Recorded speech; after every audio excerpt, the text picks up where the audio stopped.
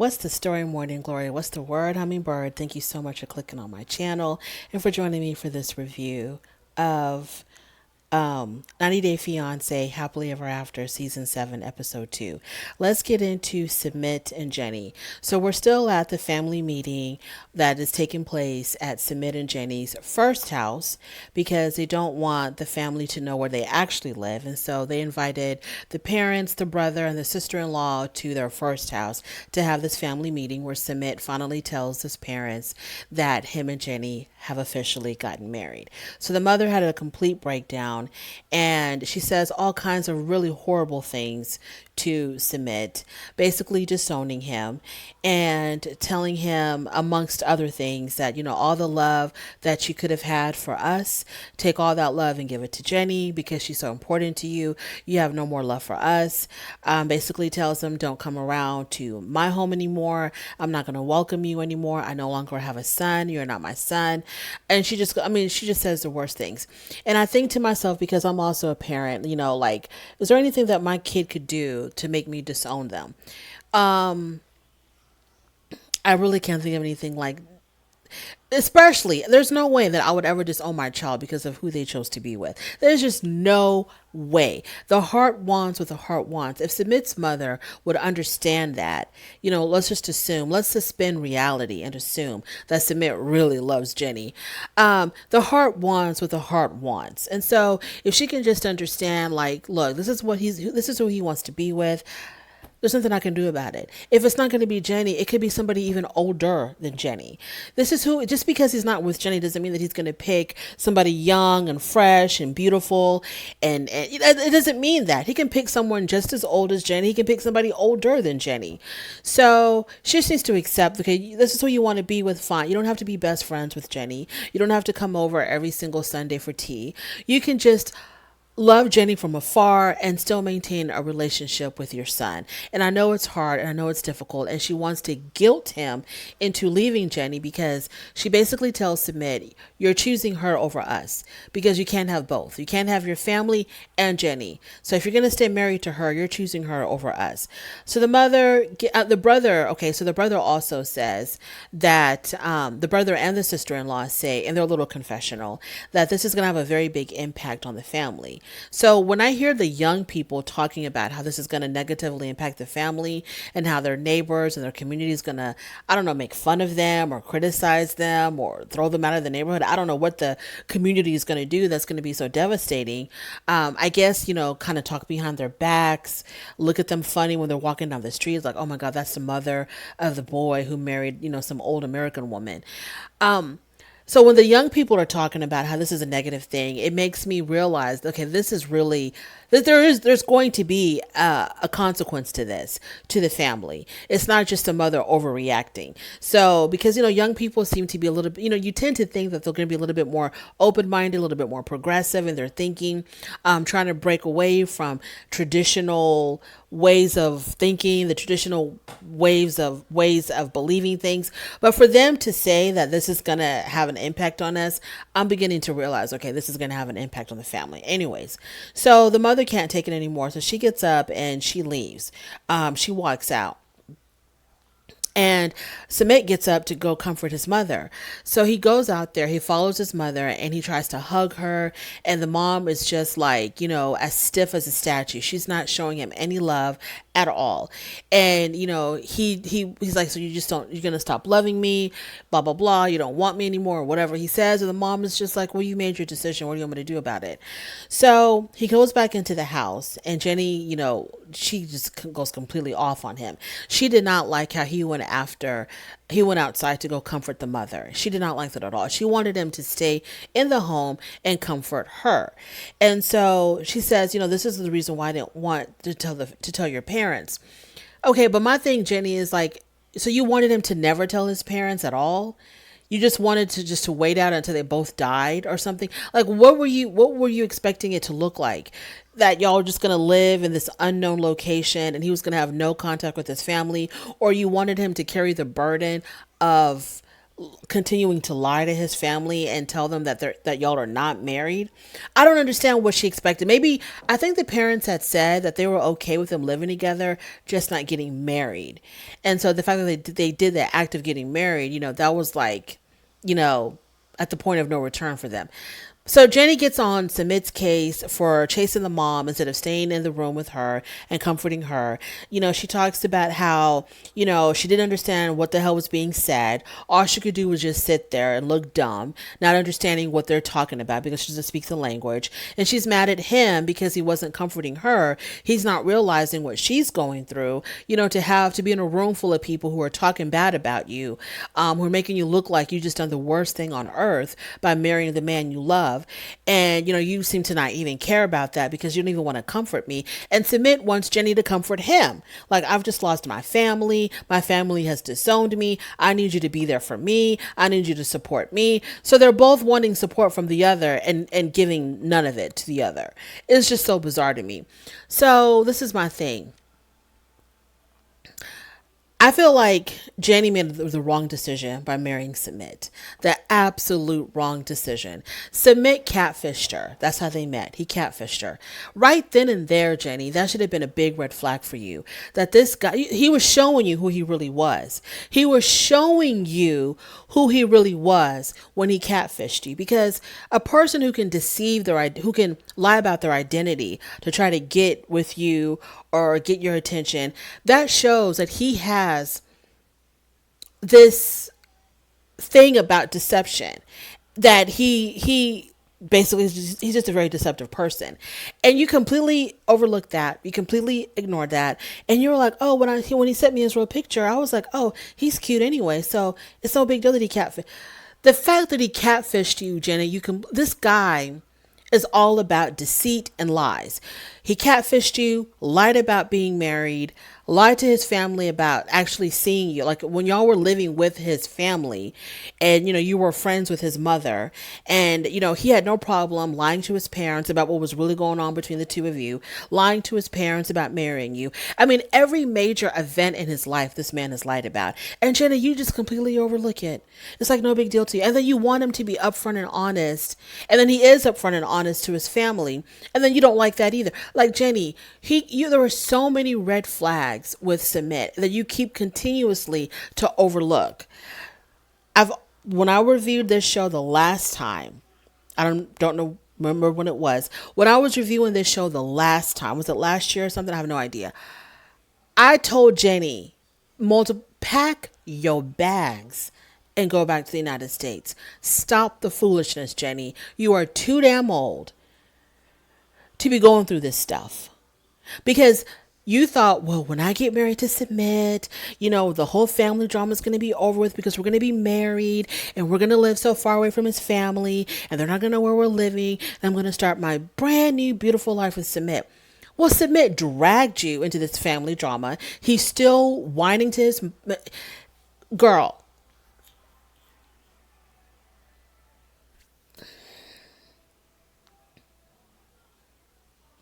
Pack your bags and go home. This will never end. Why he decided, first of all, what he should have done, he should have just been up front to begin with, at the damn tell-all or wherever. But he was too much of a wimp to face his parents then, which I'm thinking would have been, anyways, moving on. So girl, look, you married the man and you're still stressed out. Y'all are screaming at each other, yelling at each other. You don't understand why he's chasing his mom outside the house. You don't understand why he still wants the approval of his family, why he still wants the love of his mother. You're not understanding that. And you will never understand that, Jenny. Just leave it alone and go back home.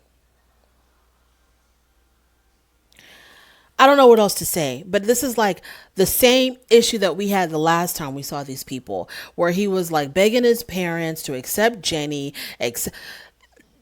okay, Submit's not going to change. So Jenny, you have to change. His mother is not going to change. So Jenny, you have to change. if he wants something different. You're going to have to change. You're going to have to leave all of this alone. Submit will forever be chasing the approval of his parents. His mom will forever give him a hard time about marrying an old American woman. I don't see this stuff changing. I wish the mother would just accept it. Just accept it. Like I said, just because he's not with Jenny doesn't mean he's going to be with a younger, more beautiful American woman, Indian woman. It doesn't mean that he might have a thing for old women. He might just have a thing for. I'm tired of talking about it. Okay. So his family basically disowned him. And now that his family has disowned him, I believe that it's just going to get worse for Jenny because he's going to try to get back into the good graces of his family because they've disowned him. So now he's going to be even more focused on trying to make things work with his family. And there's going to be a whole lot more of yelling and screaming and crying and breaking down. And let's just get ready for that ride. Moving on to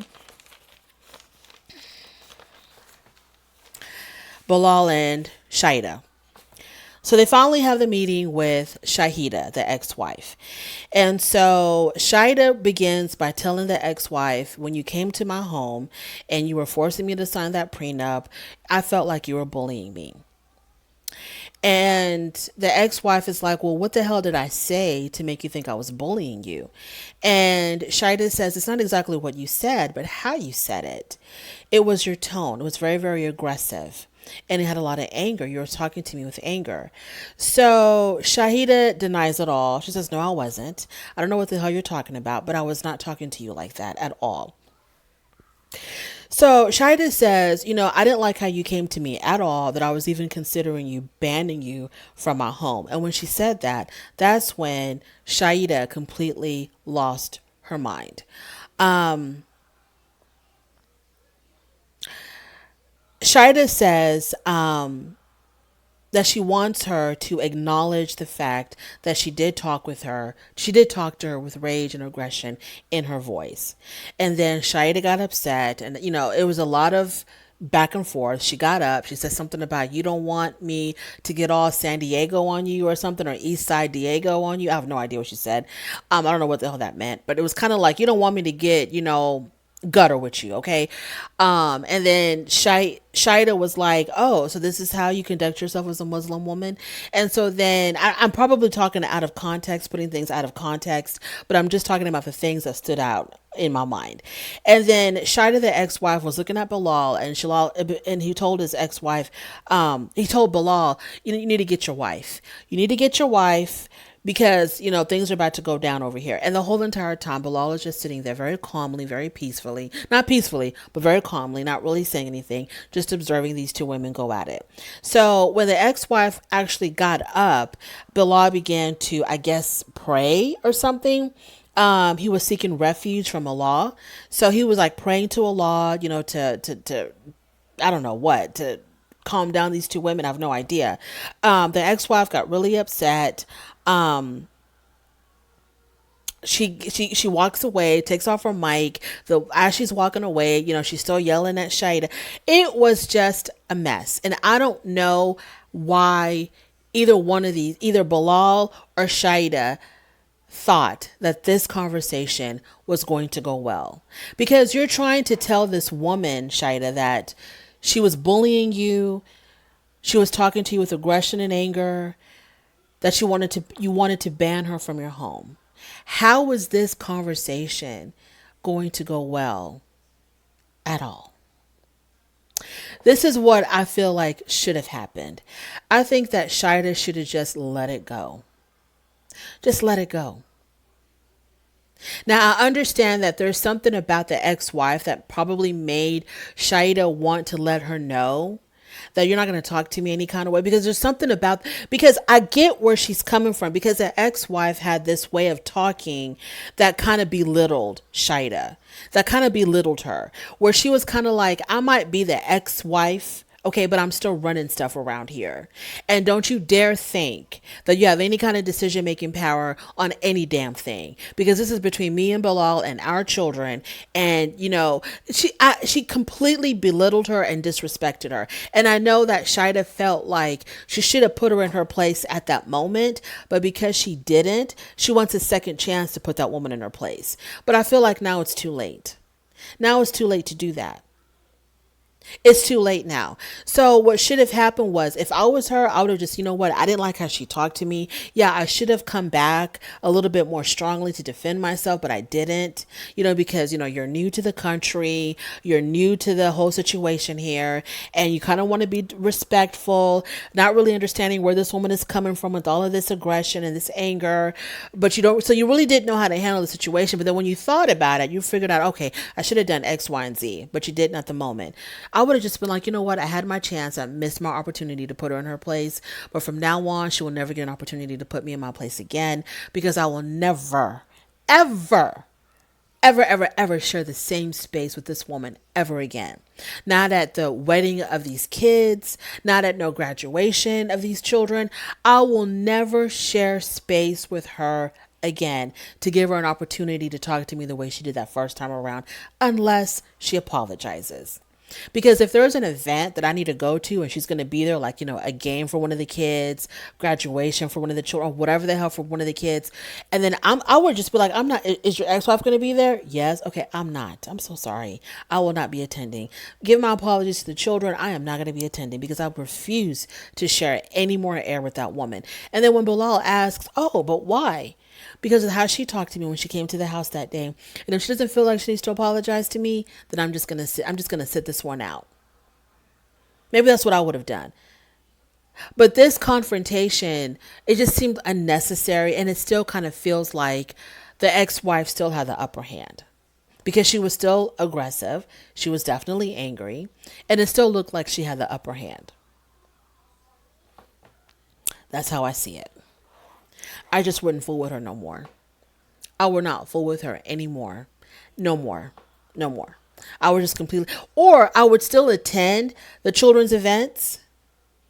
For the sake of the children, I would still attend, but completely pay her dust. Wouldn't look her way, wouldn't acknowledge her, completely pay. She has become the invisible woman to me, as far as I'm concerned. Completely pay her dust.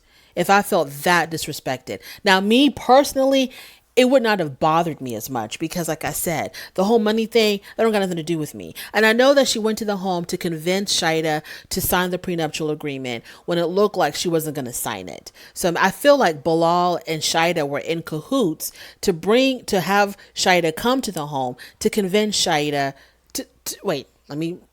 that's why I don't like saying their names, because I confuse myself.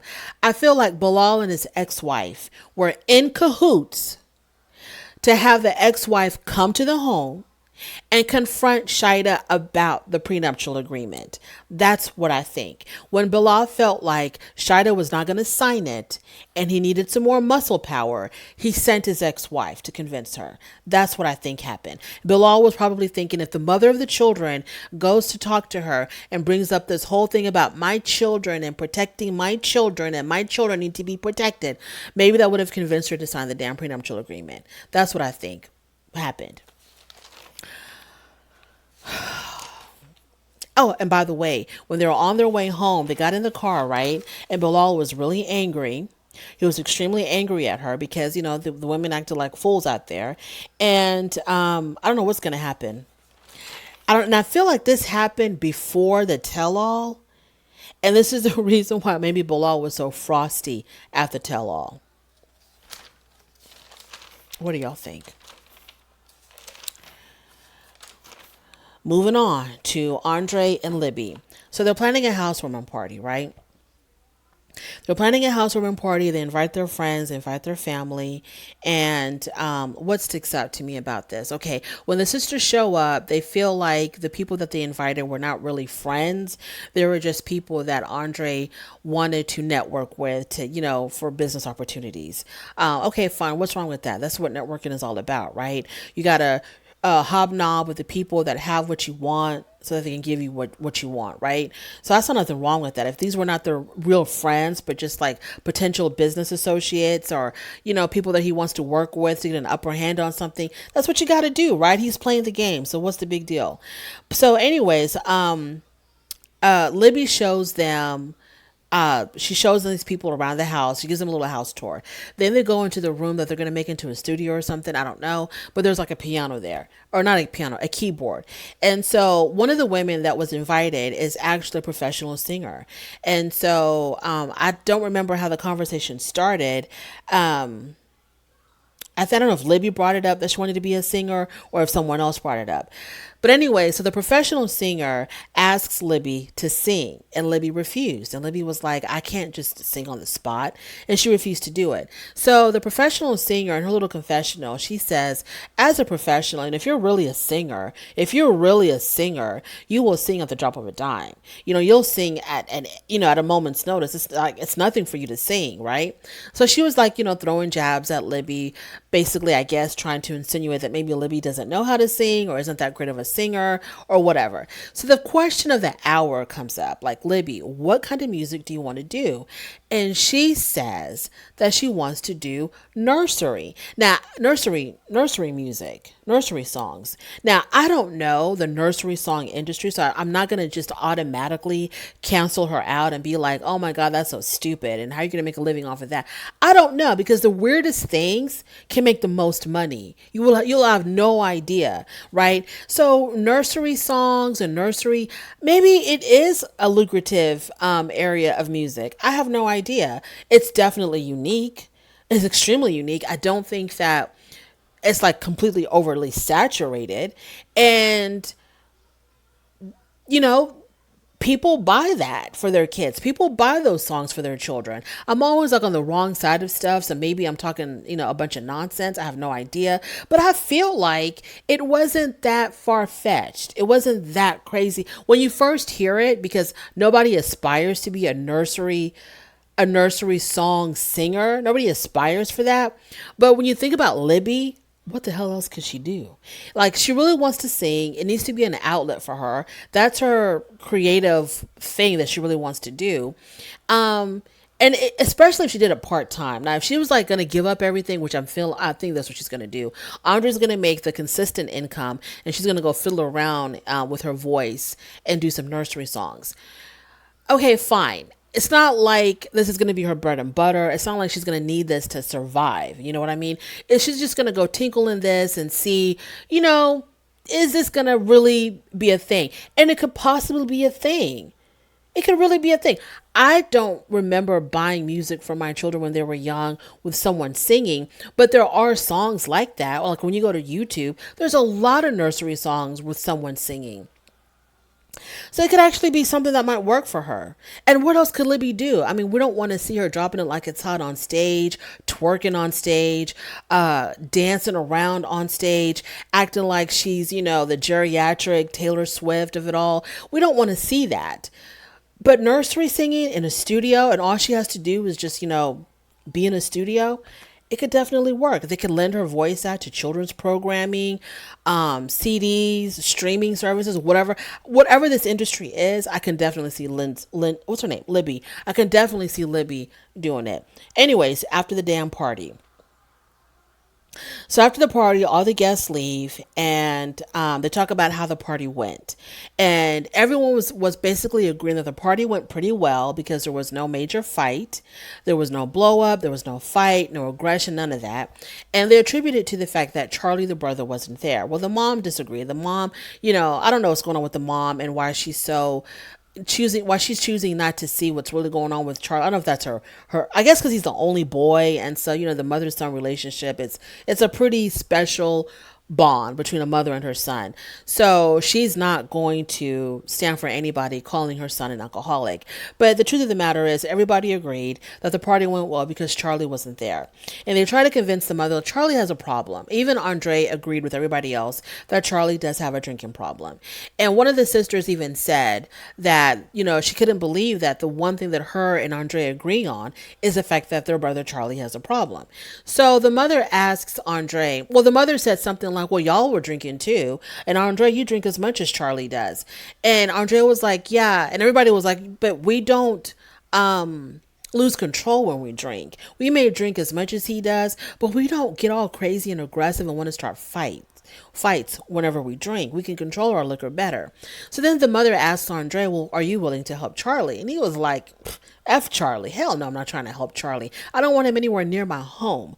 And if you want to side with Charlie and be, the Charlie cheerleader, I'm going to ban you from my home as well. I'm not going to want you anywhere near my home. And I was like, Andre, not the mother-in-law. You're going to act like that with your mother-in-law? That's her son. That's her baby. Let her be delusional, but don't ban her from your home over Charlie. But Andre had been drinking. Okay. Andre had been drinking. And so maybe it was the liquor talking. Maybe the next morning when he realizes the error of his ways, he's going to call up the mother-in-law and apologize to her. But I thought that was way too aggressive. And then nobody checked him. I guess because they're scared to check him. Because if you try to check Andre, he's going to turn his anger on you and you're going to get a piece of it. So maybe that's why everybody was just kind of like standing there watching him. I think it was Libby that tried to get him to calm the hell down. But I thought that he was going a little bit too far when he told the mother-in-law, and if you're going to be, all support of Charlie and his crazy ways, I'm going to ban you from my home as well. I was like, Andre, you're doing the most right now. Go lay down. Go sleep it off. You're doing the absolute most. Moving on to Jovi and Yara. So they go to a winery with their kid. Now, I don't know how wineries work. I don't drink. I know nothing about that life. But I thought it was kind of strange to bring a child to a winery where you're going to be drinking. And I understand it's just about tasting. But I've seen with these reality TV shows, whenever they go to a winery or wine tasting, they get drunk. So I was kind of like, why would you choose a winery out of all the things that you could go to with your kid? But whatever. I don't know anything about it. So maybe I'm out of place for saying that. So they go to a winery.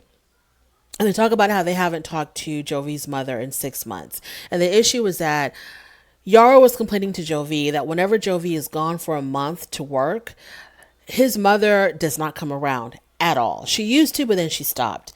So Jovi relayed this to his mom and said, hey, Yara's been complaining that you don't come around whenever I'm gone for work. And so that caused some type of argument between Jovi and his mom. So they quit talking. They quit speaking. There's obviously, we need to hear the mother's side as well. I got the impression that maybe the reason why the mom stopped coming around was because they were taking advantage of her. They were taking advantage of her. Yara said that the only person that she trusts around her baby is her mother-in-law. And she probably was taking advantage of that. She was probably gone all the time. Okay, from sun up to sundown, thinking that, okay, my mother-in-law is there with the baby. I ain't got nothing to worry about. Let me go run wild. That's what I think the reason. I don't think the mom would just stop coming around to help just to stop coming around. I think she was like, I can come to help, but I'm not coming to raise your kid for a month.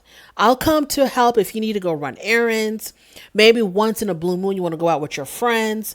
But baby, I'm not going to be a babysitter 24/7. For you to go do whatever the hell you want and just assume that I don't have a life of my own. I don't have things to do on my own. So I think that was the real problem. So then they arrive at the winery, and then the talk goes to side note. Whenever they have their confessionals, Jovi talks a lot. Even in the scenes, Jovi talks a lot about, well, before we had Milo, we could do whatever we want. We could drink and party and stay up all night and sleep late. Before we had Milo. It makes me wonder, Jovi, do you regret being a dad?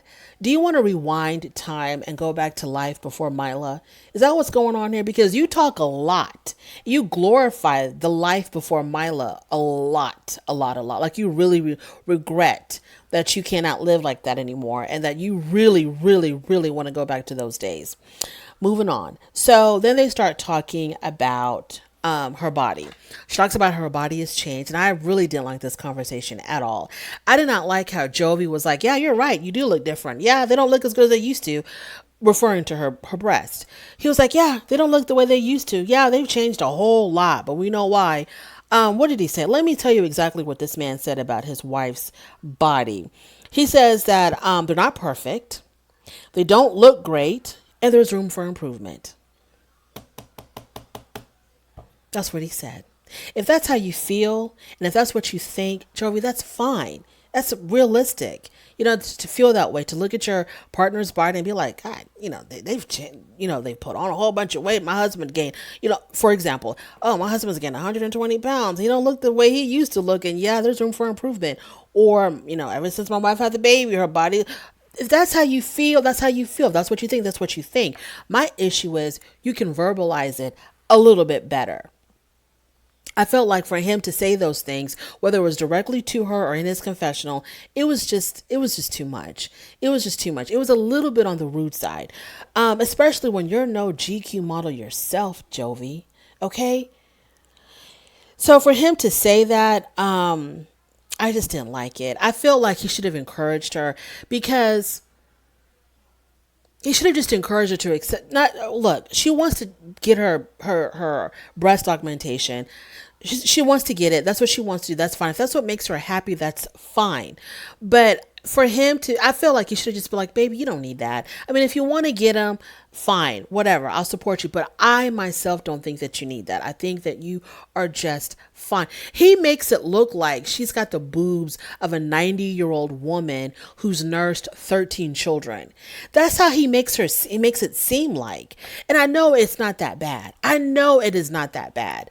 Okay, maybe they've kind of dropped just a tiny, tiny bit, but it's nowhere near the way he's making it seem like. And I feel like he should be like, I love you the way you are. You're perfect.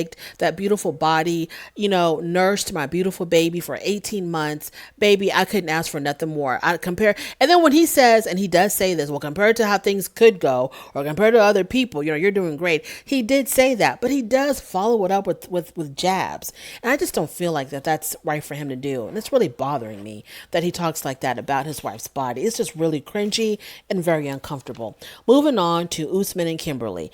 Okay, Usman and Kimberly. Usman says that he no longer has feelings for Zara. And he says that he appreciates the love and support that Kimberly has for him, and that he's not after beauty or sexy. He's very satisfied with Kimberly because he's not trying to chase beauty or sexy.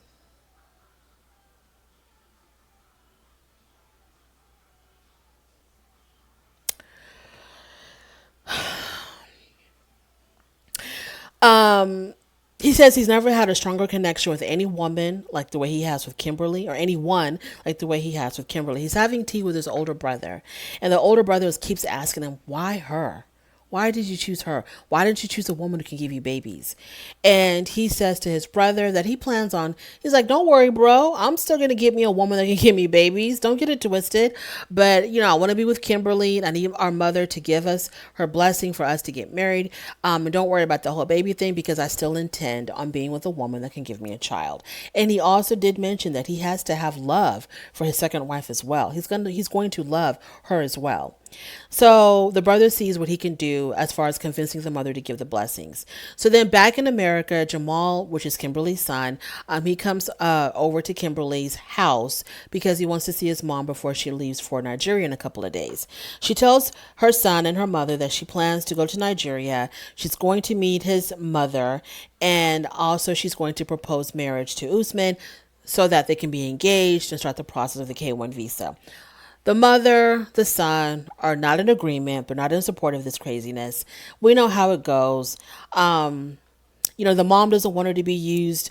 The mother doesn't want the mother doesn't want Kimberly to be used. She says, I just don't want it to be a one-way street where you're the one giving, and all he's doing is taking, taking. Jamal insinuates that maybe Usman is just using her for a visa. Kimberly sets the record straight and says, I'm the one that brought up the whole engagement thing and the K1 visa thing. It wasn't him. It was me. It was all my idea. So she's like, guys, I just want to be happy. What's wrong with that? I just want to be happy. Honey, they want you to be happy too. But they see the writing on the wall with this. Honey, sweetheart, cupcake. They see the writing on the wall with this whole Usman situation. He made you look like a fool at the tell-all. He made you look like a fool the entire season of last season. You looked absolutely foolish. And you're coming back for round two. Y'all, I don't have a lot to say about the stupidity of these people. I think I'm finally on my last couple. Hallelujah. It's just, I enjoy watching the show, but then when I'm sitting here talking about it, it's just like, wow. Number one, I feel like I'm repeating myself. I feel like all the issues that we had previously, they are still existing today. And that's very irritating. No one has moved forward. No one has learned any lessons. We're still talking about the same thing. Ed and Liz, I don't want to spend too much time because I don't know their history. I don't know Liz. This is the first time that I've seen her because, like I said before, I never watched the Single Life, whatever it was, 90 Day Fiance, the Single Life with, I don't know nothing about Liz. This is the first time I've ever laid eyes on this woman. So supposedly they've been engaged for 4 months. They have a really tumultuous history, a lot of breakups, a lot of on and off. What surprised me was that Ed, from what I heard, Ed was the one breaking up with her all the time. Ed was breaking up with her. Okay, Ed's family and friends, they don't support this relationship at all because Liz has said a lot of really bad things about Ed whenever they would break up, because Ed will go to his family and his friends and, talk crap about Liz whenever they would have their breakups. He would, talk all this stuff about Liz, and that kind of stuff sticks to your family's mind. When you complain about your partner, when y'all are breaking up or when y'all are fighting and you want to go to your family and friends for support, for comfort, and you tell them all the worst of the worst about your partner, that stuff sticks with them. They're not there when y'all make up. They're there, during the bad times. So then when you and your mate make up again, y'all kiss and make up, and then you're like, oh, we're back together again. Liz is coming over for dinner. They're looking at you crazy because all they know is the horrible things that you told them. And it was really, really bad. And because you probably exaggerated on how bad she really was just to make sure that people were on your side and saw things your way about your mate. But now that y'all have made up, you expect them to completely erase everything that you told them and accept her and act like, in that movie Men in Black, when they put that wand in front of people to make them forget everything that they've seen and heard. It don't work like that. So the family's still like, wait a minute, she treated you like crap, so we're not going to accept her so easily because she was really horrible to you from what you told us. So he has a meeting with, he says his mom doesn't accept her, his daughter doesn't accept her, and his best friend Rich does not accept Liz. They don't support this at all. So Liz is really worried that Ed's family will convince him to not be with her, not to continue with this relationship because evidently they can't stand her. Ed meets with his best friend Rich in the park in the dark, and they're talking about Liz. And I guess from what I gathered, the friend was like, yeah, I don't really support this. I don't think she's good for you because I've seen how she's treated you in the past. And I don't know how you can even expect me to support this union when I know how horrible she was to you. And why would I want to see you go through that again? And Ed tries to tell his friend, look, this is who I want to be with. This is who I chose. I want to be with her. And that's just that. And I'm going to choose her over you, over my mom, over everybody else. I'm choosing Liz. That's who I want to be with. So you're either with me or against me on that. And I don't know. I guess the friend is going to be against it. I have no idea. I guess he's against it because he doesn't support it at all. So yeah, I don't know. I don't know how to feel about it. I mean, he was breaking up with her. Okay, I guess that is my review of 90 Day. Oh, what is this show called? Yeah, 90 Day Fiance, Happily Ever After. Thank you so much for joining me. I really do appreciate it. It's a little bit lackluster because I'm extremely tired. Very long day, but I still wanted to get this out before Monday. On your way out, don't forget to rate the video if you like this content. Please subscribe, and I will definitely talk to you later.